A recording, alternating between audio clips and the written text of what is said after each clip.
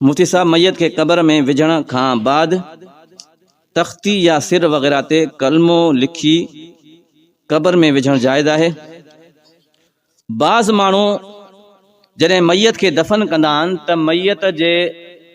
मैयत सां गॾु का पर्ची रखंदा आहिनि जंहिं ते कलमो लिखियलु हूंदो आहे, आहदनामो लिखियलु हूंदो आहे, या का अहिड़ी तख्ती रखंदा आहिनि अंदरि जंहिं ते जेको आहे कलमा वग़ैरह लिखियलु हूंदा आहिनि या लिखाईंदा आहिनि। ये सॼे शयूं शरीयत जे ख़िलाफ़ आहिनि।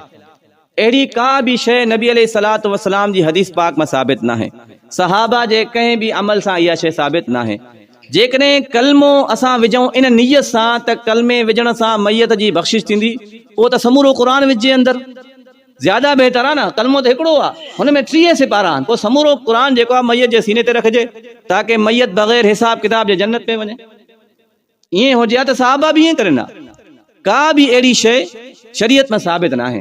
जेकॾहिं को शख़्स कलमो विझे थो त इन सां बेअदबी आहे। बाक़ी जेकॾहिं को आंगुर जे इशारे सां मैयत जे सीने ते कलमो लिखे थो या कंहिं तख्ती ते कलमो लिखे थो इशारे सां, लफ़्ज़ उन में नथा अचनि, त पोइ इहो जाइज़ आहे। लेकिन इहो बि कोई सवाब जी शइ न आहे।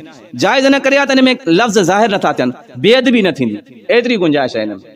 बाक़ी बाक़ाइदा पेन सां या जेको आहे कटिंग करे उन तख्ती ते लिखणु, इहो शरीयत में साबित न आहे। ऐं हिकिड़ी ॿी शइ, मैयत खे क़ब्र में दफ़न करण खां पहिरियां या उन वक़्तु कुझु माण्हू रोड़ा ॾींदा आहिनि त हे विझो क़ब्र में।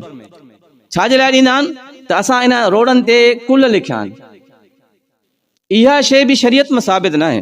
इहा हिकिड़ी बिदत आहे जेकी असां ईजाद कई आहे सिंध जे अंदरि, बीवार बि न आहे इहा।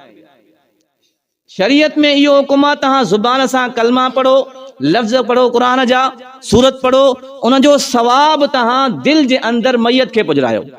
अल्लाह साईं खां दुआ कयो, रब साईं जेकी मां क़ुरान जी सूरत पढ़ी आहे इन जो सवाब हिन मरहूम खे नसीब फरमा। बसि रोड़नि में छा रखियो आहे? तव्हां ज़ुबान सां कलमा पढ़ो, उन जे लाइ दुआ घुरो त इहो सवाब उन मैयत खे पुॼे। अल्लाह साईं सम्झण जी तौफ़ीक़।